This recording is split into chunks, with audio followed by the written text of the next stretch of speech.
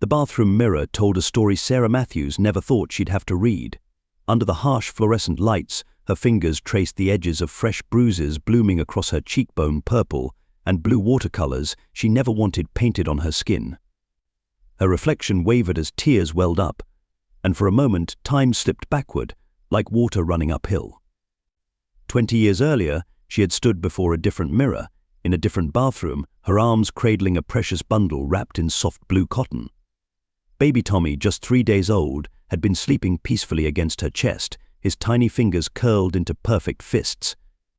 She remembered whispering promises into his downy hair, her voice thick with the fierce love only a mother could know. "I'll always protect you," she had murmured, rocking gently from side to side. "I'll keep you safe, help you grow strong, teach you right from wrong. We're in this together, little one. Just you and me against the world." The memory shattered as something crashed in the other room, followed by angry footsteps and muffled cursing. Sarah's hands gripped the bathroom counter, knuckles turning white. The Tommy who now stalked through their home bore no resemblance to that innocent baby, or even to the bright-eyed boy who used to bring her wildflowers and crayon drawings. At 20, her son had become a stranger wearing familiar skin, his once warm brown eyes now perpetually glazed and distant, his gentle smile replaced by a permanent sneer.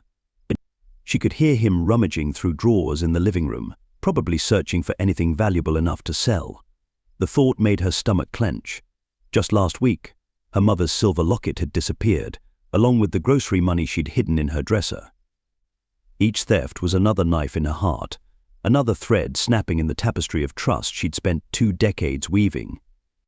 The woman in the mirror looked back at Sarah with eyes that had seen too much a mother's eyes, filled with equal measures of love and fear, hope and helplessness. How had they ended up here? What crucial moment had she missed? What warning sign had she failed to read?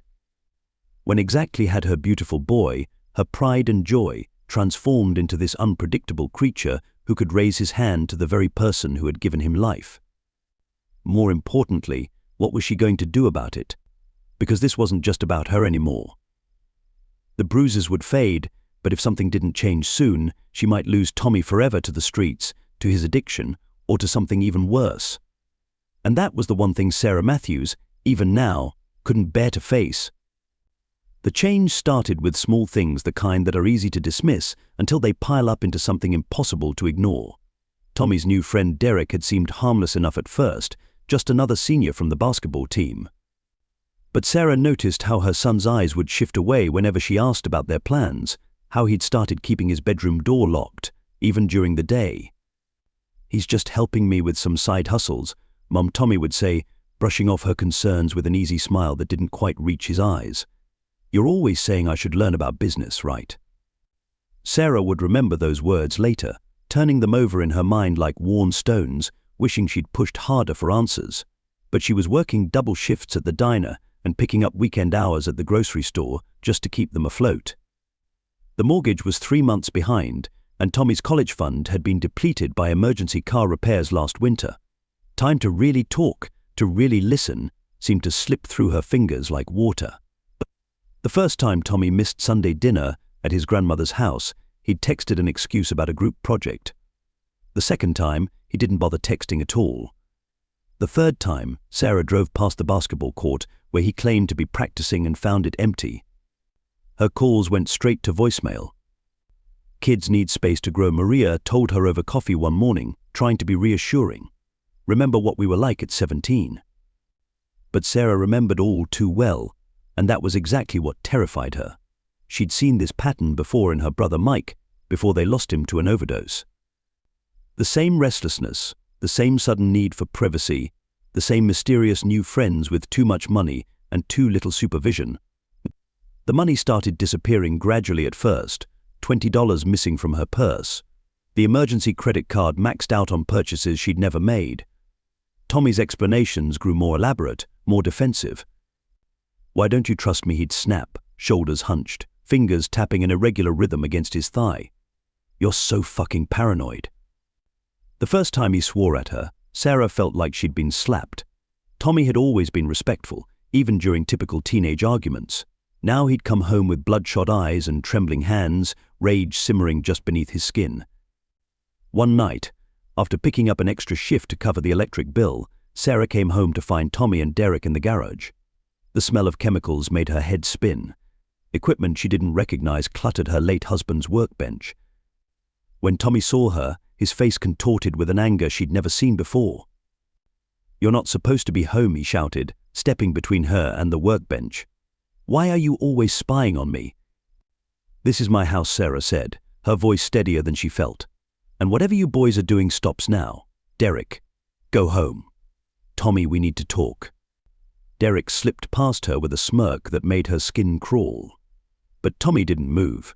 He stood there, vibrating with tension, pupils blown wide in the harsh fluorescent light. "You don't get to tell me what to do anymore," he said, low and dangerous. "I'm not a little kid. You can't control me." "I'm trying to help you." Baby Sarah reached for him, but he jerked away like her touch might burn. "Whatever trouble you're in, we can fix it together. Just talk to me." "Fix it?" Tommy laughed, but there was no humor in it. "You can't even fix your own life. Working dead-end jobs, barely keeping the lights on. You think I want to end up like you?" Each word hit like a physical blow. Sarah stared at her son, this stranger wearing her child's face, and felt the ground crumbling beneath her feet. All the sacrifices, all the lonely nights, all the dreams she'd put on hold to give him a better life, had it meant nothing? "I'm calling Coach Parker," she said finally, pulling out her phone. "He can help us find a program, get you clean." Tommy moved so fast she barely saw it. The phone went flying, shattering against the concrete floor. He towered over her, fists clenched, chest heaving. "You're not calling anyone," he growled. "You try to get in my way and you'll regret it." "I mean it, Mum." The last word came out like a curse. Sarah felt something vital break inside her chest as Tommy stormed past her, the garage door slamming hard enough to rattle the walls. She stood there for a long time, staring at her shattered phone among the mysterious equipment and chemical stains, wondering how she'd failed so completely at the one thing she'd promised to do: protect her son. The garage light flickered overhead, casting strange shadows on the workbench where Tommy used to help his father fix bikes on weekend afternoons. Now it held evidence of a darkness Sarah had prayed would never touch her family. But as she began carefully documenting everything with her tablet's camera, hands shaking but determined, she knew those prayers had gone unanswered. Her son was slipping away, and she was running out of time to catch him. Sarah knew something was wrong the moment she pulled into the driveway. The front door stood slightly ajar, swaying in the autumn breeze. Her heart caught in her throat as she noticed the splintered wood around the lock. She'd changed the locks just last week, after catching Tommy trying to sneak in at 3 a.m., shaking and desperate for cash she didn't have. "Tommy," she called out, her voice echoing through the eerily quiet house. "Are you here?" The destruction inside stopped her cold. Every drawer had been yanked open, contents strewn across the floor. The tiny china shepherdess that had belonged to her grandmother lay shattered beneath the overturned coffee table. But it was the sight of her bedroom that finally brought her to her knees. The mattress had been slashed open, stuffing scattered like snow. The false bottom of her jewelry box, where she kept her mother's wedding ring and 3 months' worth of mortgage payments, had been pried apart. Empty. On her dresser mirror, written in her own lipstick, were the words, "Should have given me the money." She recognized Tommy's handwriting, even in its shaky, desperate state. The sound of footsteps behind her sent her whirling around. Tommy stood in the doorway, but this wasn't her son anymore.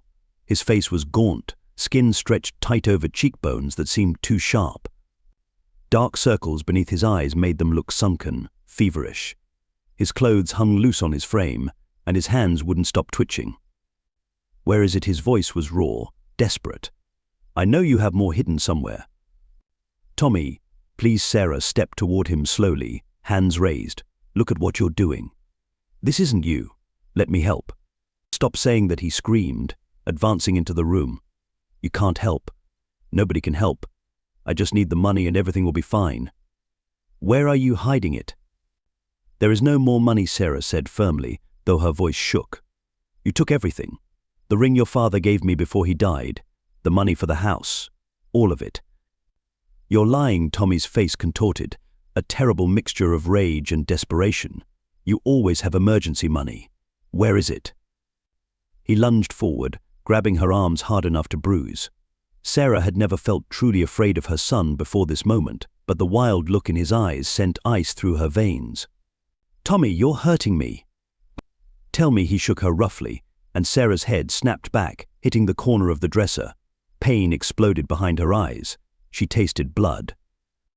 "I said stop," without thinking. She shoved him away hard. Tommy stumbled backward, caught off guard by her resistance.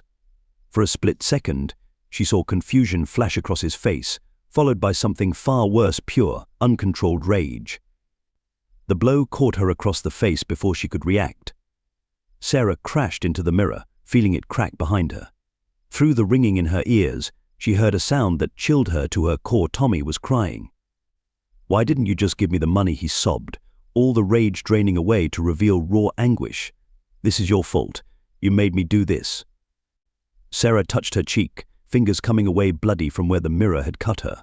Through the pain and tears, clarity struck her like lightning. This moment, this terrible, heartbreaking moment, was her last chance to save her son. With trembling fingers, she pulled out her phone and dialed 911. Tommy's eyes widened as he realized what she was doing. "Mum, no." "Yes," she whispered, keeping her eyes locked on his. "I love you too much to watch you die." The operator's voice crackled through the speaker. 911, "What's your emergency?" "My son broke into my house," Sarah said clearly, even as tears streamed down her face. "He's attacked me. He needs help. Please come quickly." Tommy backed away from her, shaking his head in disbelief. "You can't do this to me. I'm your son." "Exactly," Sarah's voice broke. "You're my son, and I promise to protect you, even if it means protecting you from yourself." She could hear sirens in the distance, growing closer.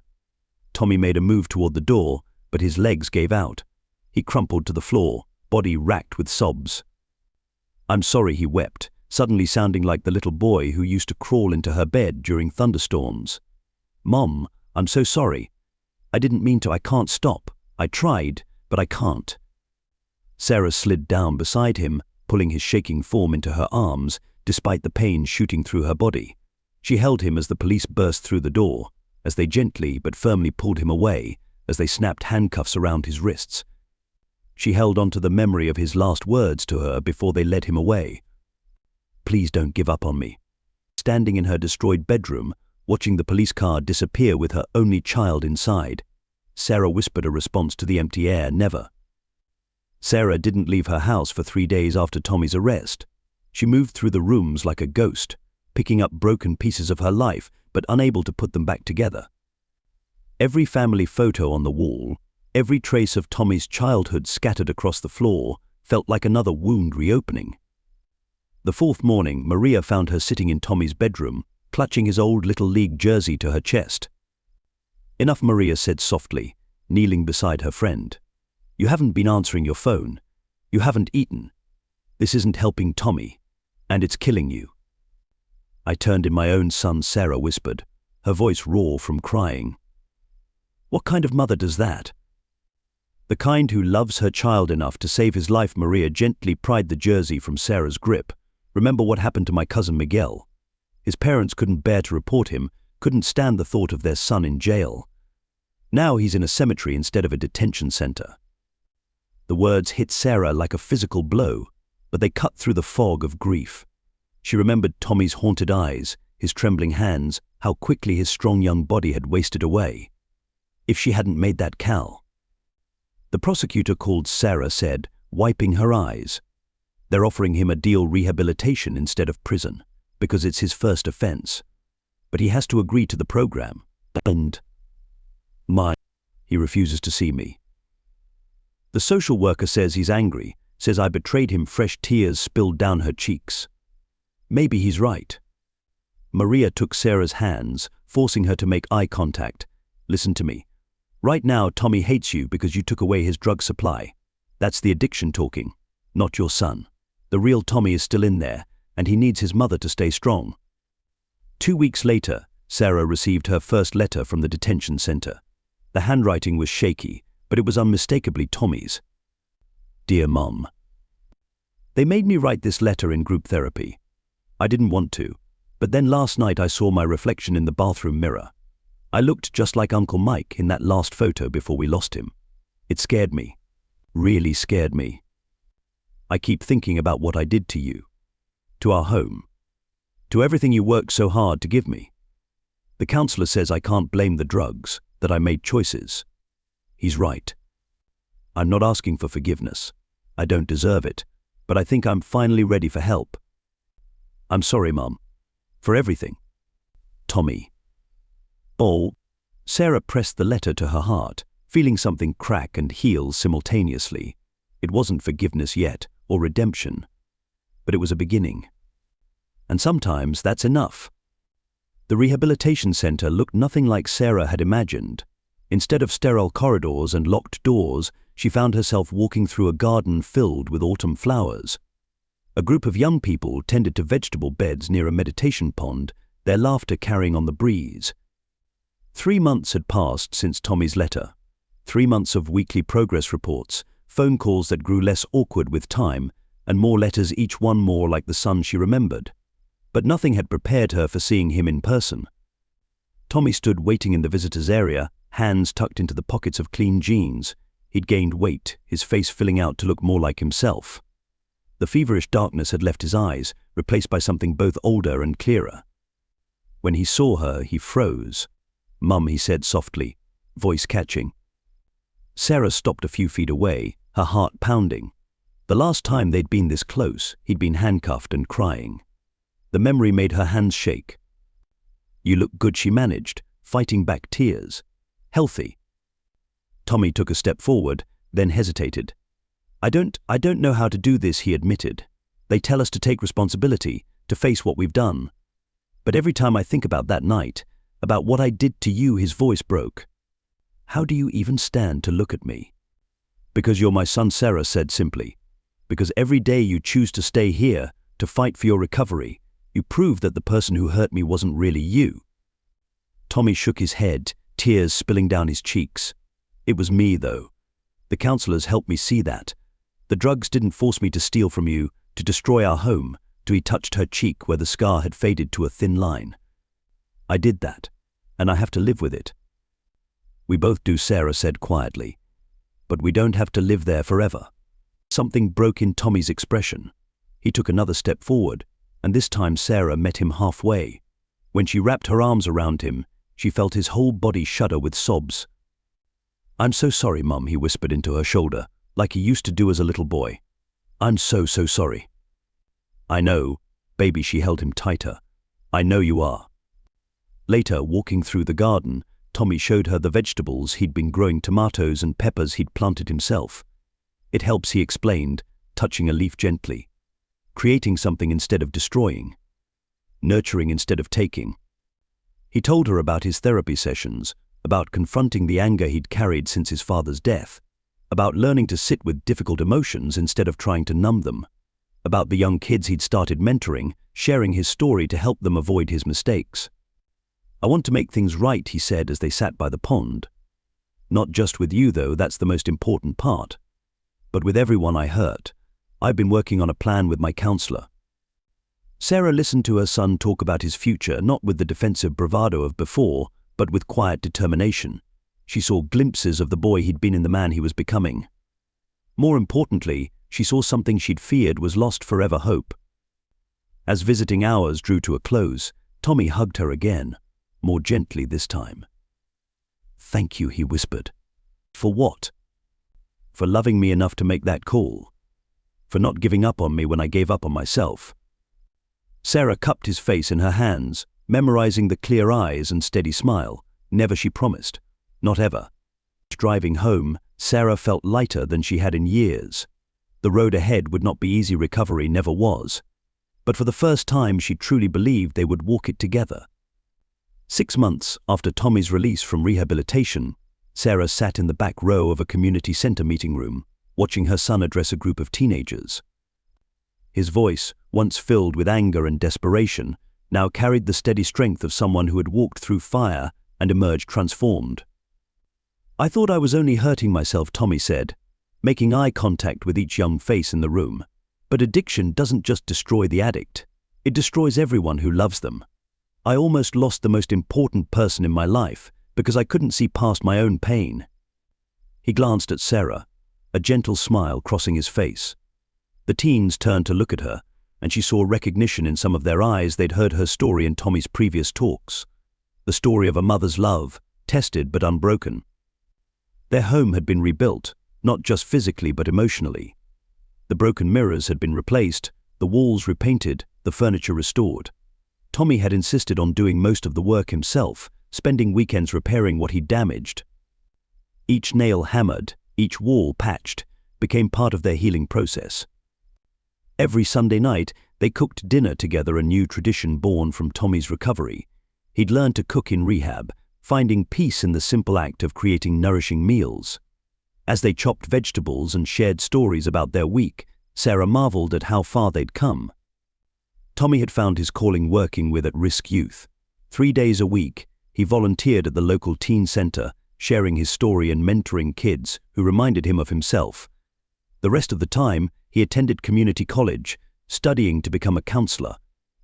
His own counselor said it was common for recovering addicts to find purpose in helping others, but Sarah saw something deeper in Tommy's dedication, a desire to create meaning from their shared pain. The trust rebuilt slowly in small moments. Tommy keeping his promises, Sarah learning to believe in those promises again. Both of them attending family therapy, uncovering old wounds and finding new ways to communicate. The journey wasn't always smooth. Recovery had its hard days, its triggers and temptations, but they faced them together, stronger for having survived their darkest chapter. As Tommy wrapped up his talk, a teenage girl raised her hand. "Do you ever feel guilty about what you did?" Every day, Tommy answered honestly. "But my mom taught me something important about forgiveness. It's not about forgetting the past, it's about choosing to build a better future. Sometimes the people who love us most have to let us hit bottom so we can find our way back up." Sarah wiped away tears as Tommy concluded his speech to applause. Her son caught her eye again, and in his smile she saw everything they'd gained through their trial by fire: wisdom, strength, and an unshakable bond forged in love's hardest lessons. They had done more than survive. They had transformed. They say a mother's love knows no bounds, but sometimes the greatest act of love isn't holding on, it's letting go just enough for healing to begin. Our story isn't unique. In homes across the world, families face the same battles, make the same hard choices, and hope for the same miracles of redemption. To every parent watching this who sees their own pain reflected in my bruises, who recognizes their child in Tommy's struggles, you are not alone. Love doesn't always look like protection. Sometimes it looks like making the hardest phone call of your life. Sometimes it looks like watching your child face consequences so they can find their way back to themselves. And to every child fighting their own demons, your past doesn't have to define your future. Redemption isn't just possible, it's waiting for you to take that first step. The people who truly love you will be there to help you walk that path, no matter how many times you stumble. Our story continues to unfold, but we share it in hopes that it might give strength to someone else's beginning. If you've been touched by addiction and recovery, share your story in the comments below. Your words might be the light someone else needs to find their way out of darkness. Don't forget to like this video and subscribe to our channel for more stories of hope and transformation. Together, we're building a community where healing is possible and love never gives up. Because sometimes rock bottom is just the foundation for a miracle. Sarah and Tommy Matthews.